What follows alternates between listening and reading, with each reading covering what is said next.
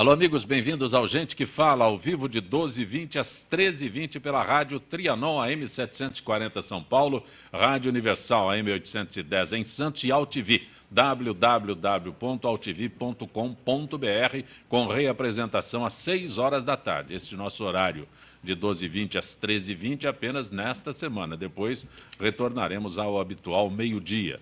Visite nosso site www.gentequefala.com.br, curta a nossa página Facebook/programa Gente que Fala, participe pelo Twitter, @GenteQueFalaM, WhatsApp ou Zap Zap.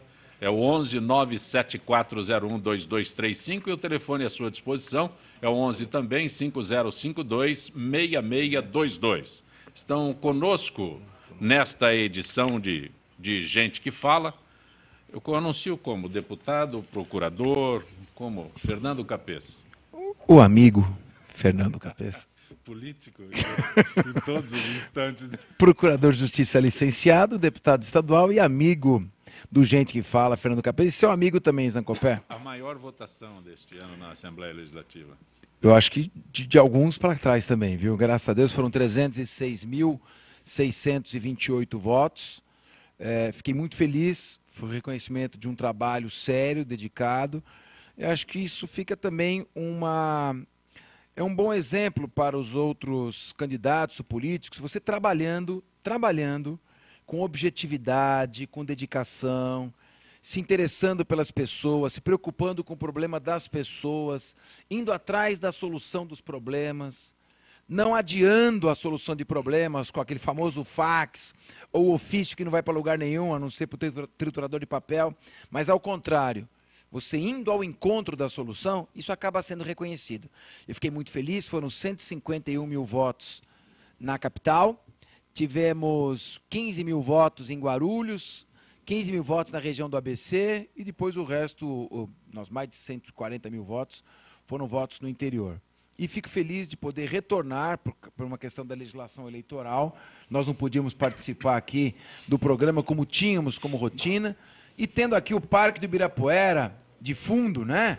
Nesse cenário maravilhoso. Está de parabéns o nosso Fausto Camunha, a Zenilda, toda a nossa equipe aqui. E vocês, Zancopé? Ok, obrigado, Fernando Capês. Também conosco o delegado Alexandre Zakir. Alexandre Zakir, que é vice-presidente do Sindicato dos Delegados de Polícia do Estado de São Paulo. Prazer tê-lo aqui, Zakir. Prazer é todo meu, Zancopé. Muito Também obrigado pelo convite. passou por uma experiência nas urnas nesta última eleição. Passei por não tão prodigiosa quanto a do Capês, porque o Capês não é referência para ninguém, né? Mas o Alexandre foi muito bem votado. Para quem vai numa primeira eleição, despretensiosamente, com as deficiências que ele foi de estrutura, ele fez o meu voto e o reconhecimento do trabalho de um delegado de polícia honesto, correto, capaz e um apresentador de um programa já consagrado aí, a Operação de Risco. Zakir? Então, eu fiquei muito satisfeito com essa oportunidade. Eu acho que no Brasil pouco se tem valorizado essa experiência de participar de política. Acho que a população nossa ainda se encontra um pouco distante da vida política do nosso país. Eu acho que isso é muito importante, a gente participar e trazer boas pessoas para a vida política. Eu acho que isso é fundamental. Só assim a gente consegue melhorar a qualidade dos políticos e a qualidade do voto. Eu acho que é fundamental essa diferença, que a gente tem que participar. Porque se a gente tiver na política situações de aversão, de distância, de distanciamento do povo, quanto mais isso acontecer, mais esse espaço vai ser dominado por pessoas que não correspondem à expectativa da sociedade. E isso fica aqui um recado. Se você é uma pessoa correta, honesta, decente, venha participar da política. Participe da política, porque isso faz a diferença para a sociedade. Enquanto nós encontrarmos na política algo que nos cause repugnância, que nos cause aversão, que nos cause distanciamento, nós estamos num papel errado. Ou a gente desiste, vira as costas e vai embora, e aí você vira a página, ou a gente participa. E participando a gente consegue melhorar. E boas pessoas precisam participar. Também conosco o vereador Abuani, que é filiado ao PV. Bom tê-lo aqui, vereador. Muito obrigado. Mais uma vez eu agradeço o convite. Já tive em outra oportunidade aqui no programa. E para mim é uma satisfação maior ter uma mesa aqui tão seleta, né? Fernando Capês, que arrebentou nas urnas. Parabéns mais uma vez. Obrigado, Abuani. Promotor de justiça conhecido, renomado, e esse sucesso todo se dá à vossa competência. Parabéns mais uma vez. E parabéns também para todos que desafiam, né? É uma experiência para quem nunca concorreu às eleições, é uma experiência que vale a pena passar. E quem tem essa disposição de ajudar, de estar sempre à disposição da sociedade, eu acho que tem que tentar o voto nas urnas, né? Mais uma vez eu agradeço e vamos para o debate. Também conosco o economista José Roberto Faria Lima. Quando a gente fala de votos, você já foi suficientemente votado em eleições anteriores e o que o Zakir se referiu, desistiu da política. Eu queria, entretanto, cumprimentar ao Fernando Capês pela magnífica votação. Obrigado, Fernando. E ao Zakir também pela participação no ambiente político. Eu acho que aqui no Brasil nós estamos precisando realmente que haja um envolvimento maior da população na política, mas não uma política com P minúsculo, uma política com P desse tamanho, para que a gente possa realmente criar condições de projetar um futuro que a gente deseja, sonha e que parece que nunca acontece. Eu já repeti uma vez aqui num programa que é um, Mas eu insisto. que é um dos momentos, entende, que eu gosto de participar. Quando a Zenilda ligou, eu disse, eu vou sair correndo, porque eu não posso perder essa chance de dar um abração no Fausto e de cumprimentar e participar de um programa que é um programa que é diferente, é um programa que não existe quase mais na televisão, na rádio brasileira. Só tem esse. É. Não, porque você tem condição de você dizer a verdade. E a verdade, a mentira entende, tem barba, parece que não tem um dedo e tem pernas curtas, mas a mentira, entende, vai ser ultrapassada pela verdade. Nos assuntos de hoje, com uma fila de 160 mil crianças aguardando vagas em creches, a Prefeitura de São Paulo tem aceitado unidades conveniadas fora dos padrões exigidos pelo Conselho Municipal de Educação. Matéria publicada hoje pelo Diário de São Paulo mostra que há creches sem áreas verdes, com problemas nos playgrounds e até mesmo com salas sem janelas. O sala sem janela é novo, hein? Vereador, posso começar pelo... Lógico. Por favor. Até porque este vereador já fez vários Vereadora requerimentos, né, ao secretário da Educação, porque a porta do vereador, acho que muitas vezes é a porta da casa das pessoas, é a primeira porta a chegar à comunidade, à população, sempre muito mais presente na porta dos vereadores, até porque é uma relação muito próxima o vereador com a sociedade. E eu acredito que já centenas de ofícios que solicitamos creche, vagas em creches, e sempre é a mesma resposta: fila de espera, fila de espera, fila de espera, e nunca chega Esse número é correto? essa vez. 160 mil nessa fila de espera? Eu acredito que sim, se não mais, porque é difícil, é muito complicado. Nunca se existe uma vaga. Eu acho que a demanda é muito grande para poucas creches que existem na cidade de São Paulo. E o prefeito vem com muita dificuldade para atender a esse número da fila de espera. Zakir? O que me assusta, assusta numa matéria dessa é você ver que a prefeitura acaba fazendo exigências das quais ela mesma não cumpre. Se você não tem aqui o padrão previsto pela própria prefeitura sendo atendido no requisito de autorizar essa creche. Provavelmente para querer cobrir esse déficit gigantesco que existe hoje com relação à fila. Agora, o que me incomoda é isso, é o reflexo de que falta seriedade no trato da coisa pública. Ou se exige demais, ou se não se cumpre o exigido aqui. Diante do texto apresentado na matéria aqui, Zancopé, não me resta outra coisa a não ser dizer o seguinte: eu fico assustado com esse modelo. Ou você está exigindo além do que deveria exigir, ou você não está levando a coisa a sério. O próprio Estado, a própria sociedade, a própria prefeitura não está dando exemplo. Então, onde fica o trato com a coisa pública numa hora dessa? Onde fica a seriedade do gestor público numa hora dessa? Isso me incomoda. É isso que me faz conclamar as pessoas sérias a participarem da política. Faria Lima está ouvindo com atenção aí. Exatamente. Nos chamaram para viver Alice no País das Maravilhas. E agora, dentro desse ambiente, esse clima agora de eleição, eu acho que estão fazendo todo o possível para preencher aqueles números que foram apresentados a nível de rede nacional, de feitura de classes e tudo.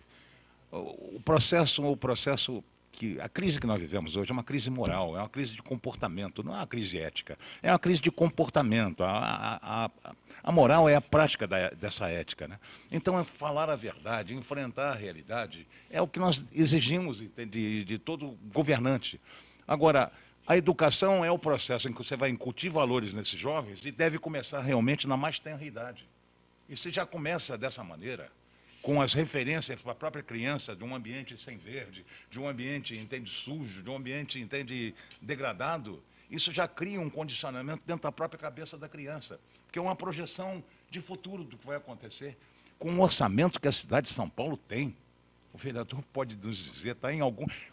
Quando eu tive a oportunidade de participar da administração pública, o orçamento da cidade de São Paulo era de $1 bilhão. Hoje, se não me engano, chega a mais de 15 bilhões de dólares, é isso? É 52 bilhões e ainda sobraram 8 do ano passado. É um absurdo, então, com tanto dinheiro, você não escolher as prioridades. 60 bilhões de reais. Quem tem mais de uma prioridade, quem planeja e pinta arcos do futuro, entende, está completamente perdido dentro dessa... Tem prioridade, quem tem mais que uma não tem nenhuma. Se a prioridade é a educação, vamos investir na educação, vamos dar para essas crianças um ambiente agradável, um ambiente que eles possam realmente ter referências mais positivas para a caminhada pela vida daqui para frente. Capês. Eu acho que no Brasil falta seriedade com um projeto educacional contínuo, planejado e de longo prazo. Nós queremos consertar as deficiências do nosso sistema educacional começando pelo telhado. Ou seja, vamos criar vagas e cotas nas universidades, sem nos dar conta de que muitas vezes aquele aluno estudante que está chegando à universidade por meio de uma política de cotas, ele não tem condições de acompanhar o estudo no mesmo nível dos seus colegas e continuará depois, caso consiga se formar, com déficit de aproveitamento no mercado de trabalho. Tem que se começar pela creche, lá embaixo, com ensino em período integral. Ensino integral, 2 períodos, manhã e tarde, com ensino de qualidade, professores bem remunerados. Você tem 160 mil crianças aguardando vagas em creches. Isso depois vai se criando, esse déficit vai se acumulando. Pois, aguardando vaga em escola municipal, escola estadual, aguardando vaga ou ensino de qualidade nestas mesmas escolas. Eu quero saber aonde está o governo federal nesse momento. Porque onde estão os recursos que a cidade de São Paulo e o estado de São Paulo mandam em termos de recolhimento de tributos para a União e só retornam em 10%. Nós estamos trabalhando para manter o quê? Então eu pergunto onde estão esses recursos. Estou vendo muita promessa de campanha, muito discurso, muita fala que vai fazer, não vai fazer. Por que não faz agora? Por que não fez?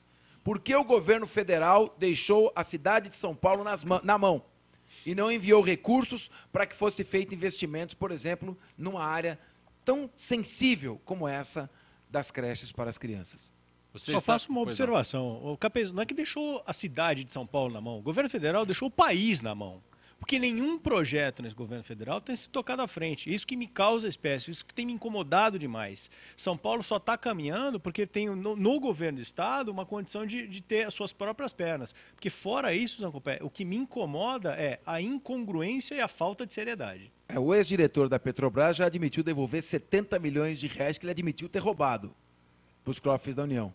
Quantas creches já não conseguiríamos construir com esse dinheiro? Então, é uma questão de nós também enfocarmos. A cidade, o prefeito Fernando Haddad, ele tem suas limitações orçamentárias. Cadê o governo federal que não vem com o aporte dos recursos necessários para a cidade de São Paulo?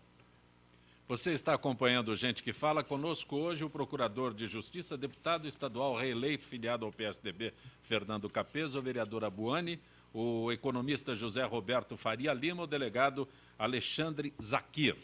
O Capês, mais um torcedor morto em briga de torcida, não sei nem se é briga de torcida, não dá para chamar de torcedor, né?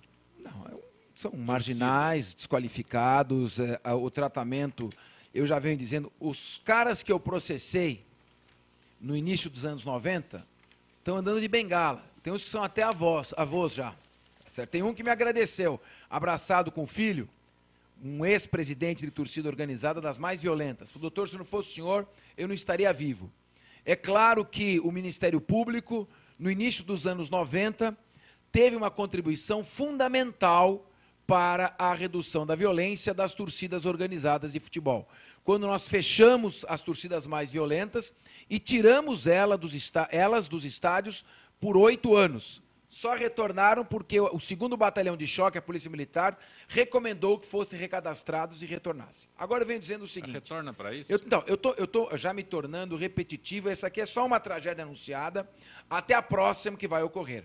Eu venho repetindo, enquanto nós não criarmos uma estrutura investigatória de polícia judiciária, um órgão de polícia judiciária, precisaria ser um departamento de polícia, uma divisão pelo menos, especializada, com delegados de polícia especializados, com investigadores treinados, com escrivães, trabalhando em sintonia com o P2, que é o Serviço de Policiamento Velado da Polícia Militar, trabalhando em sintonia, em harmonia, sem competição, sem brigar uma instituição com a outra, com o Ministério Público. Então, forma uma força-tarefa permanente.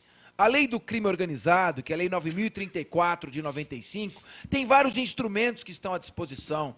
Essa polícia judiciária estruturada, móvel, agindo em sintonia com a Polícia Militar rapidamente e com o Ministério Público, só servidores públicos vocacionados, aqueles que gostam do que fazem, que estão preocupados em coibir a violência e não brigar uma instituição com a outra.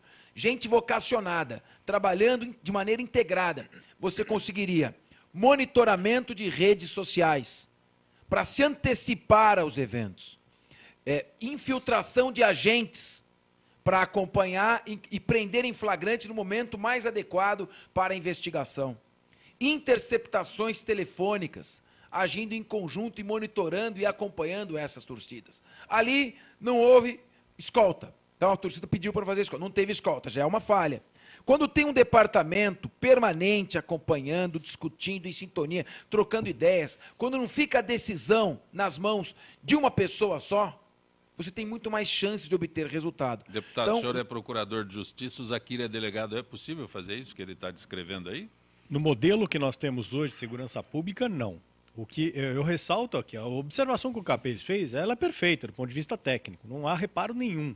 O Capês, ele tem se demonstrado ao longo da sua história profissional como um sujeito que se depreende muito no estudo, é extremamente competente, todos os resultados dele demonstram isso de uma forma muito clara. Agora, o que eu preciso ressaltar aqui, Capês, é que no modelo que nós temos hoje, tudo que você disse, ele, do ponto de vista prático, da sua execuibilidade, na hora de você colocar tudo isso em ação, ele encontra barreiras hoje, que são barreiras que se demonstram intransponíveis. Por quê? Por conta do modelo, por conta do modelo que nos é apresentado hoje. Não só o modelo da instituição por si só, das instituições que têm que interagir de forma harmônica, de forma a cooperar pelo bem da sociedade. Não só também pelo modelo legal que nos é apresentado hoje. Quando a gente fala em fazer interceptações telefônicas, em fazer infiltração, em você ter o modelo do flagrante postergado, que é a possibilidade de você acompanhar uma organização criminosa, como o Capês já me deu aula sobre isso. Nós estamos falando na década de 90. O Capês foi meu professor. Então, ele tem um conhecimento técnico que há de ser ressaltado. Agora, Capês, isso se distancia demais na hora da execução dessas atividades. Quando eu passei no concurso de delegado de polícia, só faço um parênteses aqui, não vocacionado. Eu nunca fui vocacionado, eu passei por acaso no concurso de delegado de polícia. Você é um delegado vocacionado. Mas, não, eu me apaixonei pela profissão. A minha vocação não era essa, eu me apaixonei. Eu acho que o que a gente tem que trazer hoje são profissionais sérios, competentes e dedicados. Você tem que atender às suas expectativas e corresponder àquilo que é previsto na legislação. Quando eu comecei a trabalhar em plantões, Zancopé, eu vi a realidade, ela é impossível de ser cumprida. Você tem hoje em São Paulo, por exemplo, 500 furtos e roubo de veículo por dia, e que se eu usar toda a tecnologia para detectar estes crimes, eu precisaria de um efetivo de 36 mil homens para poder fazer a apreensão e a recuperação de cada um desses carros todos os dias. Só fazer uma contribuição. Isso trabalhando 24 horas por dia. Só uma contribuição. E só um tipo de crime. Veja, eu acho plenamente possível e fácil de ser executado. A questão que se coloca é, não, mas nós não No podemos modelo que nós despender, temos não, hoje, nós não não. podemos despender uma estrutura como essa por causa de futebol.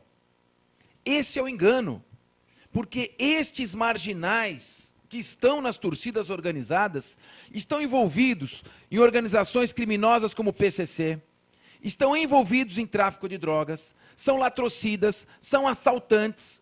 Você acha que uma pessoa que sai domingo para ir à rodovia Anchieta com o propósito de matar torcedores do outro clube são torcedores comuns? É ingenuidade pensar isso. Se nós começarmos a fazer esse tipo de Mas trabalho, então, Capês, muitos, desculpa. não, só para completar, muitos mandados de prisão vão ser cumpridos. Muitos criminosos que estão praticando crimes durante a semana e vão torcer pelos seus clubes vão ser encarcerados. Isso pode ser feito, é uma questão de nós conscientizarmos e cristalizarmos uma vontade nesse sentido. Não, é assim, eu quero deixar bem claro uma coisa, Ancopé, não é que eu discordo do que o Capês falou. Não, eu entendi, concordo. por isso Não, eu a também colocação- compreendi, O que eu estou eu acho- colaborando, não há por isso- discordância aqui. O que eu por isso acho que eu é perguntei que não se se é- executa isso. Não se esse tem é o meu hoje questionamento. meios para execução Havendo disso. vontade de executar, é execuível. Isso que eu Você acabei de acha dizer. que o Não PCC com o modelo impede que nós seja temos. executado isso? Não, não é isso. Eu O não próprio acho, não. Estado impede isso. O então, próprio mas Estado será impede que existe isso alguma diante dos números que estão influência? apresentados. Não, Entende, desses marginais? nós Pode ser Será precisamos, que esse crime organizado já não está como metástase, tomando conta da estrutura nós precisamos política? romper, acho que o ponto de concordância com o Zaqueiro é o seguinte, nós precisamos romper com o modelo tradicional e burocratizado Aí eu concordo que a de gente segurança começa a pública. transformar isso em Como é que algo você viável. combate a criminalidade? Você precisa de unidades móveis. Esses departamentos grandes, estanques, Capês, que funcionam como repartições públicas, eu entendo têm que se transformar em exatamente- unidades móveis em sistema Eu de entendo- força-tarefa. Entendo o que você descreve. Não é? Agora, o meu questionamento é por isso que eu fiz a pergunta aos aqui, que é delegar. Só Mas, trazendo Ancopé, outros você acha que números, é Ancopé. execuível um promotor com computador ter fechado as torcidas e para... Tudo Não, é execuível, mas é só não, se arregaçar, não, Capês. meter a mão na massa. Capês, em hipótese alguma, desvalorizando. Muito Não, pelo não. contrário, valorizando a sua Perfeito. atitude, mas a sua atitude pontual, ela teve uma repercussão pontual. Sim, Tanto mas é que o problema ele acabou se perpetuando, É ele verdade. retornou hoje e hoje é uma realidade que nós O que eu vivemos. estou querendo dizer é o seguinte, O que eu- se só- cada só um pra- fizer bem só pra- feita a sua parte, não acreditando... Dá. Eu vou te mostrar o cara- por que não dá. Eu vou te mostrar por que não dá. Diante dos números... Não, ó, Zancopé, só uma observação. Só uma observação. Hoje, o número de esclarecimento que a dupla de policial brasileiro tem como algo sendo possível e viável, é próximo do número do que a dupla de policiais de Nova York e de Londres Sim. executam. O que nós temos hoje é uma avalanche de crimes, é um processo endêmico de crime e que torna impossível essa execução. 1000 crimes Porque nós agimos violentos. sempre na repressão, você tem que se Exatamente. antecipar o fato. Exatamente. A inteligência tem que É, impedir eu que só- ocorra o crime. A gente só tem que lamentar, né? Porque quem sofre com tudo isso é a sociedade, é o torcedor apaixonado, é a família que não leva, que não pode ir a um estádio. Porque você vê só, uma pessoa que vai assistir um jogo de futebol e sai armado para isso, porque houve um baleado, né? Então realmente é se lamentar mesmo. E o caso é grave, conforme o Capês comentou aqui, e vai continuar acontecendo, né? Isso vai continuar acontecendo. Se a gente não se antecipa ao fato, a gente vai estar sempre na segunda-feira comentando a tragédia do domingo. E você só se antecipa ao fato, se antecipa ao crime, se você instala um organismo móvel, ágil, que atue com inteligência, com informação. Então, veja bem, não há, na verdade, entre o Zakir e eu, não há discordância nenhuma. Nós concordamos que tem que ser feito um trabalho antecipado, prévia de inteligência, que tem que ser feito com unidades móveis, com instrumentos que a legislação permite. O que há talvez eu esteja um pouco mais otimista do que você. Não é nem... Você tinha só um computador naquela época que você trabalhava? É o meu computador, eu- a minha estagiária, oficial de promotoria e eu. Aí Só uma observação. o procurador-geral Além- de Justiça disse, você além vai tomar disso- providências. Eu falei, bom, vou fazer o que eu posso fazer. Fiz bastante. Além de ter só Tem o um computador, tá bom, só o computador, só a estagiária, o Capês tinha algo que se chama garantia institucional, inamovibilidade, vitaliciedade, redutibilidade de vencimentos e a possibilidade dele, por si, representar uma instituição toda. Então, mesmo sendo uma atitude pontual e individual, a atitude dele repercutia do ponto de vista social. E aí, Zancopé, eu faço só essa observação. O que nós precisamos repensar é o nosso modelo. Você está acompanhando Gente que Fala, hoje com o Procurador de Justiça, deputado estadual eleito Fernando Capês, reeleito, vereadora Buane, filiado ao PV, o economista José Roberto Faria Lima, o delegado Alexandre Zaquir. Voltaremos em instantes.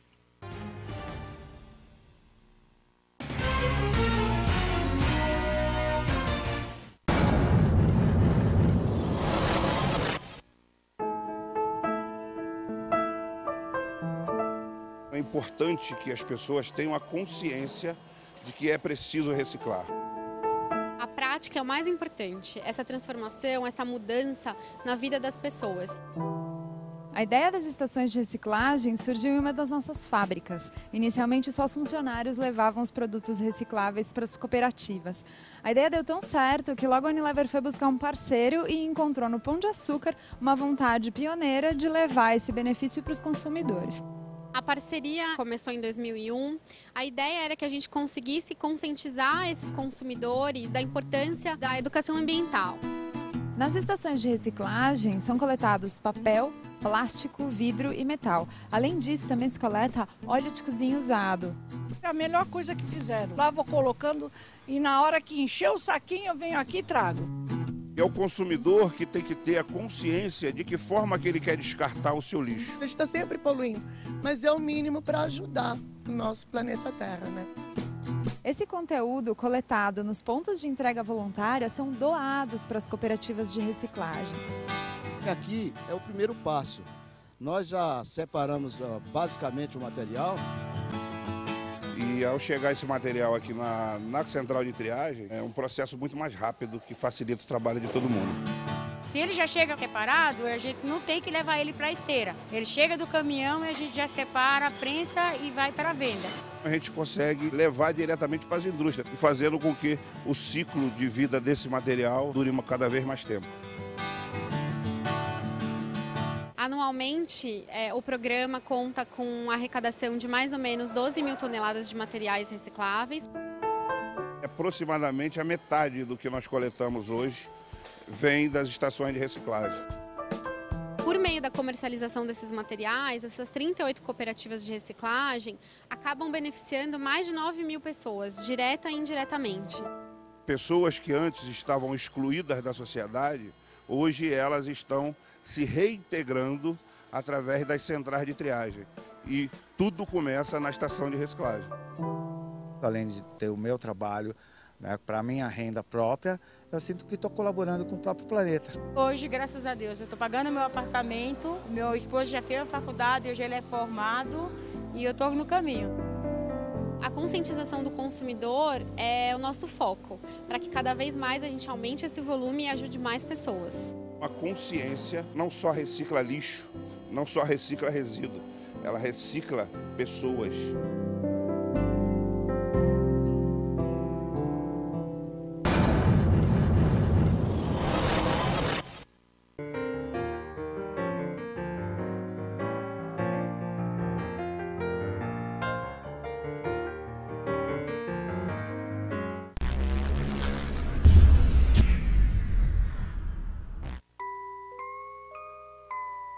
As nossas recordações são os nossos maiores tesouros.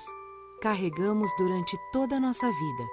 Manipular, distorcer ou implantar falsas memórias, além de ser uma violência, é crime. Somos responsáveis por esse tesouro. Não promova alienação parental.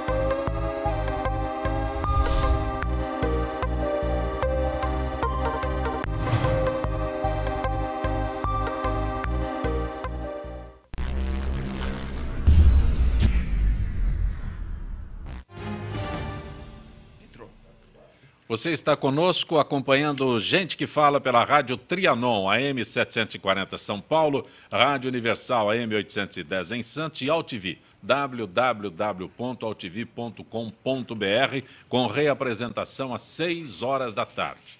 E já nesta semana voltaremos ao meio-dia habitual do Gente que Fala há 14 anos. Não é? Conosco hoje o Procurador de Justiça Fernando Capês, vereador Abuani, o economista José Roberto Faria Lima, o delegado Alexandre Zakir. Vereador, tem aqui uma denúncia tua de demissão de cobradores de ônibus, demissão ilegal de cobradores de ônibus. É isso mesmo? Zancopé, uma notícia toda, mas eu já queria iniciar aqui lendo a Lei 13.207 de 2001, que no artigo 1º, os ônibus que integram o Sistema de Transporte Coletivo Municipal de São Paulo deverão ter, no mínimo, um funcionário além do motorista, para fins de orientação, auxílio ao usuário, além da cobrança da passagem, quando for o caso. A função desse segundo funcionário, nós podemos classificá-lo como cobrador, tem estabelecido na lei a sua função. Assistir o motorista nas atividades necessárias, evitar a evasão de receita, trocar bilhete de passagem ou acionar o validador mediante o recebimento dos valores da tarifa para possibilitar o transporte de passageiros que não tenha adquirido o bilhete. Bom, o que eu estou dizendo é que existe uma lei em vigor na cidade de São Paulo que obriga a presença de cobrador em todo o sistema de transporte coletivo. Sistema de transporte coletivo, sistema estrutural e local. Empresas de ônibus e cooperativas. Temos aproximadamente 11 mil transportes coletivos por empresas e aproximadamente 6 mil por cooperativas. A sua denúncia é com relação a uma portaria que teria Sim, desrespeitado o secretário de Transporte da cidade de São Paulo publica uma portaria autorizando a demissão dos cobradores. Porém, como assim? Autoriza-se a circular sem a presença dos cobradores. As cooperativas, praticamente todas, e agora já deu início nas empresas, através da empresa Sambaíba, que não tem mais cobrador. Então, falando de uma demissão em massa. Deixa eu ver se demissão eu em massa. Não, o negócio é muito interessante, né? O senhor está dizendo que é uma burla da lei, né? Tem que ter um motorista e um auxiliar, que no caso é o cobrador, aí uma portaria autoriza os ônibus a circularem sem esse auxiliar de motorista. Na realidade não são os ônibus, são as vans, né? Os mini-ônibus, né? Os mini-ônibus. Mas agora também começou nas empresas, né? Na Sambaíba. A denúncia dele é que isso muito bem feita, bem feita. Não, mas o que se alega o secretário... para mexer nessas coisas. O que o alega o secretário é que hoje 3% apenas dos valores entram... fazem dinheiro, em espécie. A maioria tem bilhete único. Mas nós não podemos esquecer que o cobrador, ele auxilia o motorista, ele auxilia o deficiente físico, ele presta informações ao passageiro, ele também presta orientação a passageiro e auxilia o motorista, conforme falei, né? E lembrando também que passa o troco. Abuani, quer dizer, isso não é pressão das empresas de ônibus que não querem que as micro-ônibus e vans tenham um sistema parecido com o deles? Portanto, quer que tire o cobrador, quer que põe uma porta só, não põe uma porta de entrada, uma porta de saída. Deputado? Quem paga com isso é a população, porque nós não temos um sistema de transporte coletivo eficiente, de maneira que vamos organizar aquilo que é possível, que está ao alcance e à disposição. Eu quero recordar Ou bem rápido. Vamos desorganizar o que já existe. É que o Ministério Público né? determinou que todos os funcionários de cooperativas fossem registrados. Foi firmado um TAC e, ao longo do tempo, seriam registrados, com uma multa milionária para as cooperativas que tinham esses funcionários sem registros em carteira. O que me assusta é isso. Porque isso é previsto na lei. Sim. O Ministério Público tem que determinar um negócio desse. Exatamente. Determinar que cumpra a lei. Exatamente. Então, o que aconteceu? Com isso, com o registro, houve um custo maior e houve uma pressão das cooperativas em cima do secretário. Aí o secretário falou assim, então vamos fazer o seguinte, demite os cobradores. E ao invés de dar um repasse adequado, porque o cooperado ele ganha R$1,15 dos R$3 que se paga na passagem. 1,20, 1,40. Ao invés de dar um repasse adequado, manda embora o pai de família e nós temos aí uma demissão em massa no sistema de transporte, desrespeitando a uma lei. Uma portaria inovando, alterando uma lei. É um absurdo que está acontecendo na cidade de São Paulo. Faria Lima. Eu acho, pessoalmente, que o sistema é péssimo. O sistema, entende, é terrível. Eu acho que não vai se resolver o problema do sofrimento da população comprando tinta vermelha para fazer faixa nas ruas. Entende? Isso é um aspecto. Segundo, que se houver uma evolução tecnológica que amanhã venha permitir que o motorista possa dirigir sem a necessidade de um segundo homem, que se dê um prazo para que isso venha ser adaptado e que se modifique basicamente a lei. Nós temos 14 mil leis em São Paulo.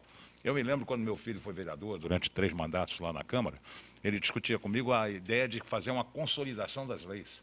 Das 14 mil, poderia se consolidar em 44 códigos.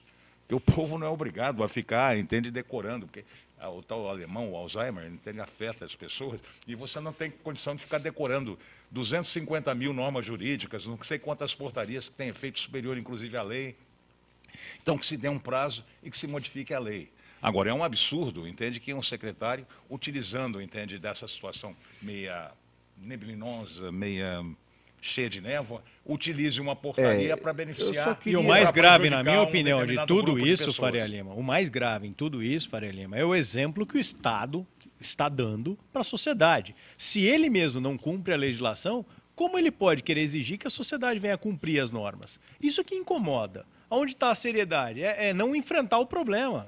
Onde a falta de seriedade hoje com que se tocam as coisas públicas é que me incomoda e que tem incomodado a sociedade inteira. Por isso que tem lei que pega e lei que não pega. Que absurdo é esse? O Estado não cumpre. Como ele pode exigir que alguém venha cumprir? Falar, acho que a Câmara Municipal ela foi desrespeitada. Porque se você faz uma lei e a lei, como falou o Zakir, não pegou, como não pegou? Vocês têm mandato popular para representar a população e fazer as leis municipais. Pegou sim, até porque existe a presença dos cobradores. O que se sabe é uma arbitrariedade ao que está acontecendo. É uma arbitrariedade. Mas o próprio Estado desrespeita. Exatamente. Lei que pega, lei que não pega, mas é o costume de descumprir a lei. Exatamente. Esse termo, né, eu não aceito. Essa lei não pega. Não se cumpre a lei. A lei não é cumprida. É um absurdo na sociedade. Isso. É um absurdo. Ficar ao sabor dos acontecimentos, dos interesses. Nós estamos no período eleitoral, esse processo fica mais acalorado. Exatamente. E viu, Zancopé, lembrando, agora tem que executar a multa também, né, Capês? Porque põe a pena, aí o cara não cumpre a lei, o Estado não cumpre a lei, a Prefeitura não está cumprindo a lei. Doutor, e quem dirige cobra, tira sua atenção. E isso é infração de trânsito. Fica mais tempo parado no ponto de ônibus, aumenta o trânsito. E dirige com falta de atenção e cuidados indispensáveis de segurança do trânsito, se trata de uma infração. Né? E a partir do momento que eu passo o troco, tiro a mão do volante. Então existe uma série de infrações que estão previstas no CTB.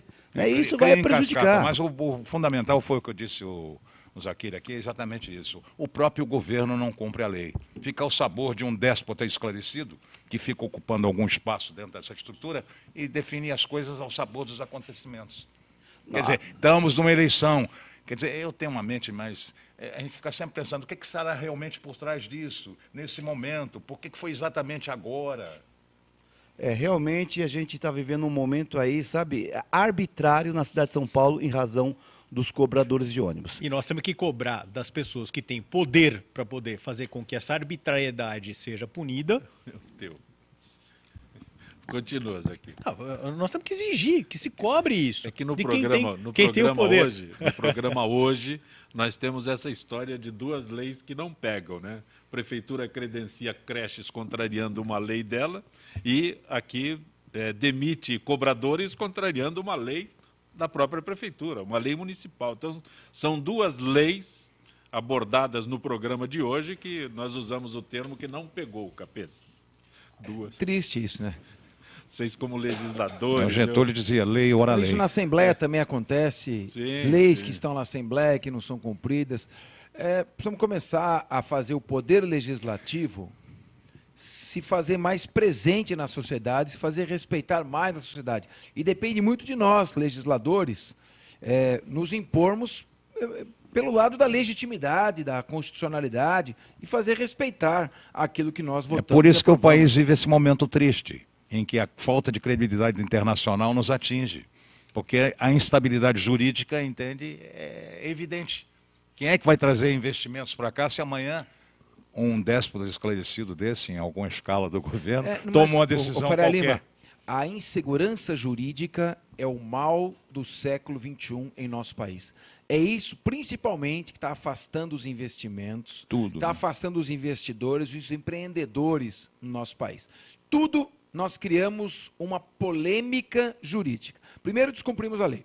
Segundo, criamos polêmicas jurídicas, tudo vira um caso judicial que demora para ser resolvido.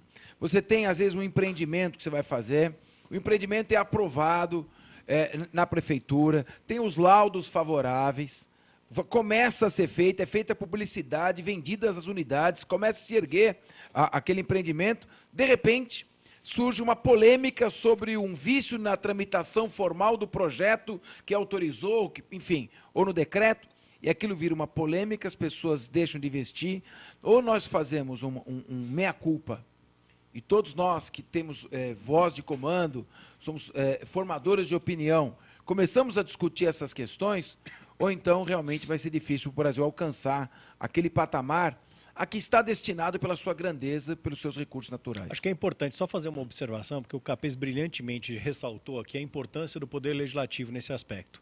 E aí, Capês, independentemente de eu não ter votado em você, até porque eu pleiteava também. Você confiava num outro candidato. Foi pela primeira vez que ele não votou, viu? Deixar claro. Eu confiava num outro candidato. Confiava num outro candidato. Eu confiava um pouco mais em mim, eu votei em mim.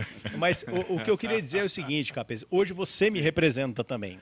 Então, é conclamar, concitar, não só a você, mas também a todos os legisladores que cumpram um papel que o legislativo tem e que tem sido muito pouco exercido, que é o papel de exigir dos nossos representantes do Executivo o cumprimento das normas, utilizar as prerrogativas que lhes são dadas, que são prerrogativas legais, prerrogativas de tanto do ponto de vista da prática de crime material, como também do delito de opinião, utilizar isso para que possa, de uma forma firme, veemente, representar toda a sociedade e cobrar do Executivo o cumprimento das normas. Precisa-se ter força, firmeza, não digo falta de educação, não digo translocado de uma forma insana, mas cobrar do Executivo o cumprimento das normas.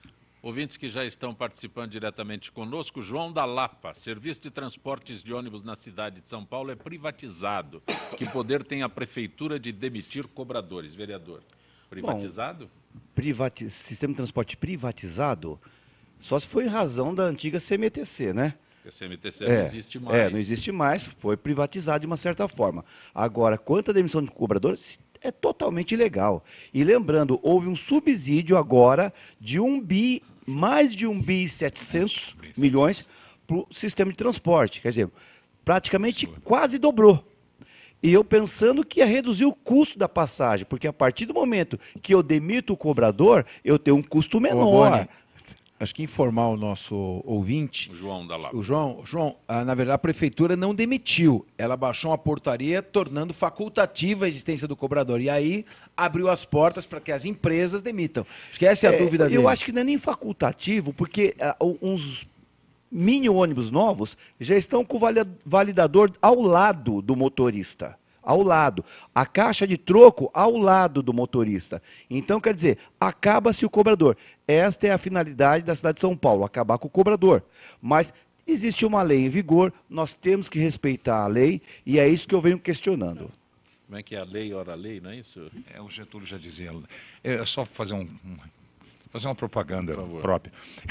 Quando eu cheguei na Câmara, primeiro eu quero dizer o seguinte, que eu me sinto muito reconfortado de ter uma geração de políticos como você, como o senhor vereador e como os aqui, entende, nos representando. Quando eu cheguei lá em Brasília, o Poder Legislativo sempre teve de cócoras em relação ao Poder Executivo. Sempre. É preciso que haja essa altivez do Poder Legislativo de fazer basicamente aquilo que o povo exige da gente, quando a gente ocupa um cargo legislativo. Ser o tambor para repercutir os anseios e as vontades populares, Isso está acontecendo hoje? Fazer ecoar a voz das pessoas. Ou são as redes sociais que fazem isso? Fiscalizar o executivo, quer dizer, com poucas exceções, quer dizer, como, por exemplo, a do vereador, é muito pouco feito hoje. Entende? Essa fiscalização do executivo, os tribunais de contas e tudo.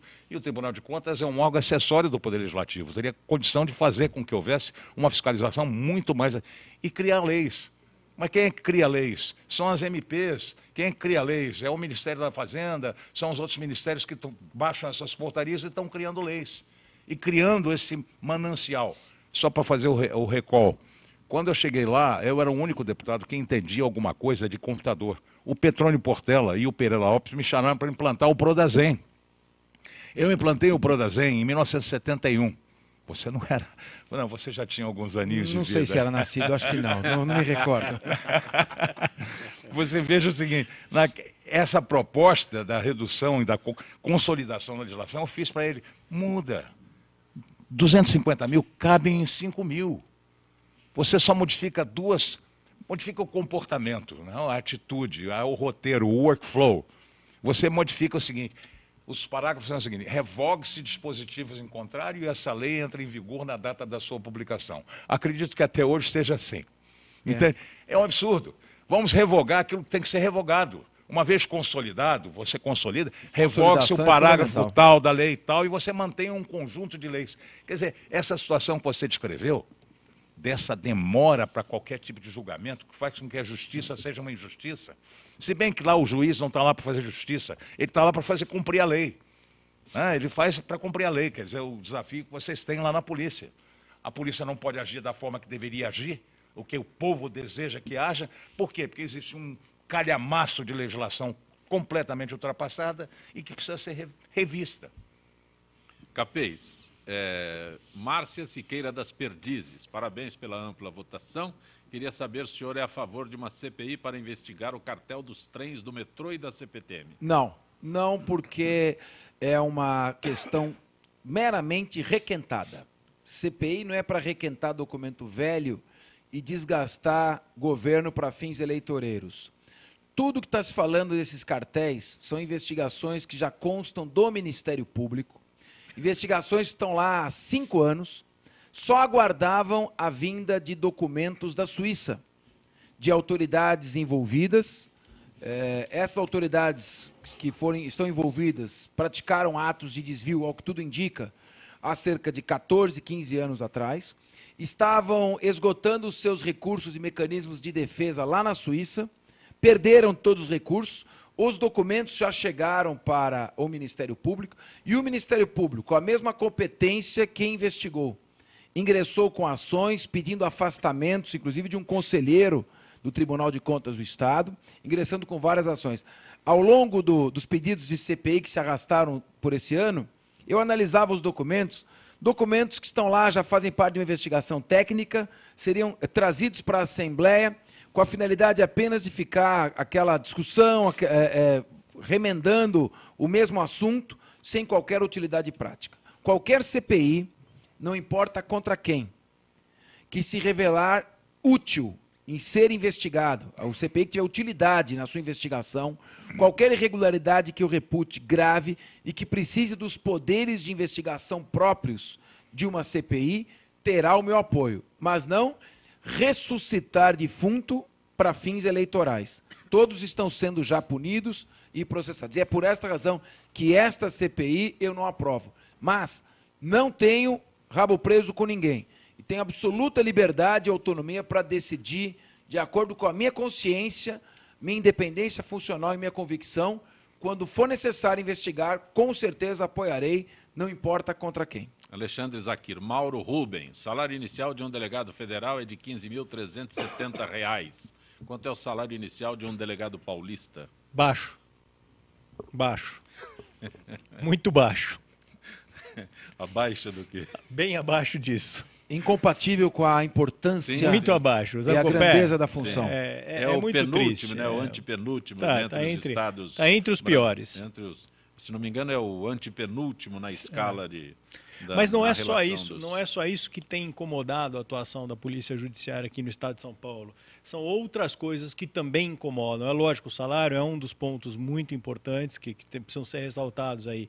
Agora, existem outras coisas que precisam ser levantadas aqui, como, por exemplo, um plano de carreira, como, por exemplo, regras claras para promoções, atribuições bem definidas e a possibilidade de exercê-las à altura do que a sociedade espera dessa instituição, um fortalecimento institucional para que a gente possa cobrar dessa instituição o tamanho da importância que ela tem. Porque não há dúvida nenhuma que é uma instituição que faz parte desse modelo democrático, ou seja, ela está ao lado do Ministério Público, ao lado do Judiciário, ao lado do Legislativo, só que, do ponto de vista prático, não é assim que ela é colocada. Que a justiça seja feita ao governador Geraldo Alckmin, que foi reconhecido já, a meu ver, uma medida até desnecessária, supérflua, mas importante.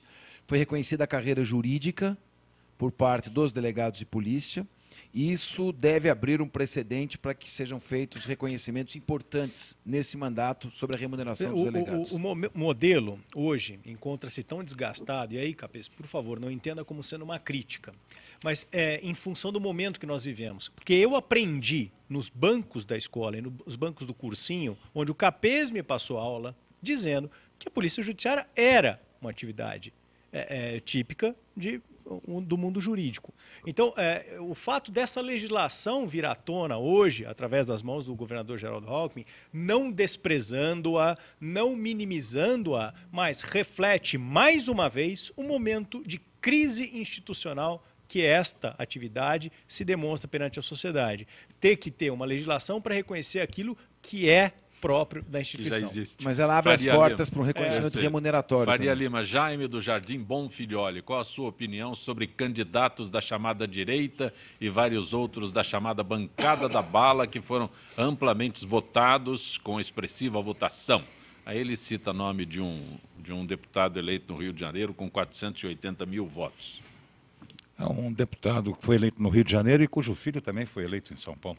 O Bolsonaro. É, o Bolsonaro. Eu acho que a eleição se divide em eleição do caminhão e eleição da opinião. Eleição da opinião é aquela em que você capta e traduz a opinião que está vigente e que mais incomoda a população. Nesse momento nós sabemos que a insegurança, a sensação de segurança em São Paulo é um absurdo. Você sabe, eu já te contei essa história, minha filha é coronel da aeronáutica. Ela não pode usar arma e o bandido deu um tiro nela, entende, a 3 metros de distância. Isso é um absurdo. Você não pode, isso no Campo Belo, você não pode andar à noite por isso. Então, essa eleição era uma eleição de opinião. Vários candidatos foram eleitos, infelizmente o Zaquir não conseguiu, porque ele é brilhante, entende? Dentro dessa venda, como no passado, o Erasmo Dias já foi eleito nesse sentido. A sensação de segurança. Quando você tem um momento de opinião, você consegue. Hoje eu estou no jornal como integrante da bancada da bala. Da bala, eu mas acho que que, eu acho que é limitar um pouquinho o meu mandato. Tá no jornal. Não é limitar, Capês, pelo amor de tudo. Interprete isso. No sentido positivo. Reaja a isso, Capês, porque isso é desprezar e menosprezar a sua função. Exatamente. Bancada da bala, meu amigo, é tudo aquilo que a gente não precisa nessa sociedade. Agora, voltando, então, você tem a eleição da opinião e a eleição do caminhão. A eleição do caminhão você enche de recursos e sai distribuindo e comprando consciências por aí. Então, eu acho que o povo está muito bem representado com o Tiririca, com os outros, porque a Assembleia Legislativa é um espelho. Você olha no espelho de manhã cedo e diz, puxa, minha cara está horrível, me traz um outro espelho. Não é assim que funciona. Então, o Brasil está muito bem representado. As pessoas e está hoje políticos, com essa composição, foi você que está aí, que escolheu. Quem elege os políticos é a população. O registro, Prêmio Bibi Ferreira. A AltV transmite amanhã às 10 da noite com exclusividade especial sobre a entrega da 2ª edição do Prêmio Bibi Ferreira, que celebra as melhores produções do teatro musical brasileiro. A cerimônia ocorreu na semana passada no Teatro São Pedro, contou com a cobertura especial da equipe do Gente que Fala, com entrevistas, exibição das apresentações e muito mais. Não perca amanhã, 22 horas, na AltV, www.altv.com.br. Fernando Capês, grato pela presença no Gente que Fala. Obrigado e pela companhia do Abuane, do nosso Faria Lima, do Zakir e as suas Ancopé. Beijo na Zenildo, um abração no Fausto Camus e em toda a equipe. Abuane, grato por ter participado do nosso Gente que Fala. Também foi para mim uma satisfação, um prazer estar aqui presente e com essa bancada renomada aqui. Faria Lima, bom sempre. Não vou dar beijo em vocês, Ancopé. Vou dar beijo na Zenilda. A minha loira favorita. Beijo em você, que é isso? E um abraço do Fausto. E a você que está aí cumprimentando toda a bancada aqui, a você que está uma bela início de semana. Zakir, Alexandre Zakir, muito bom tê-lo aqui. Parabéns. Mais uma vez, obrigado pela oportunidade, obrigado pelos elogios, pela oportunidade de discutir aqui temas relevantes com vocês. Obrigado pelo prestígio aí da audiência. E o beijo, Faria Lima, nós vamos disputar junto a hora que terminar com a Zenilda ali. Gente que Fala tem na direção-geral o jornalista Fausto Camus e a diretora de produção Zenilda Salvato, redação Rayala Brandão, Pedro Schiavon, na pauta José Carlos Sicarelli, produção cultural Ricardo Godoy, na rádio Trianon, Neildo Neres, Cléo Rodrigues Benebenê, na direção da AltV Alberto Luquete, na técnica James Eduardo, Iago Matsumoto, Célio Teixeira, Arthur Endler. Estaremos de volta amanhã, logo após o horário eleitoral. Na sequência Trianon, Marcos Calazans. Grato.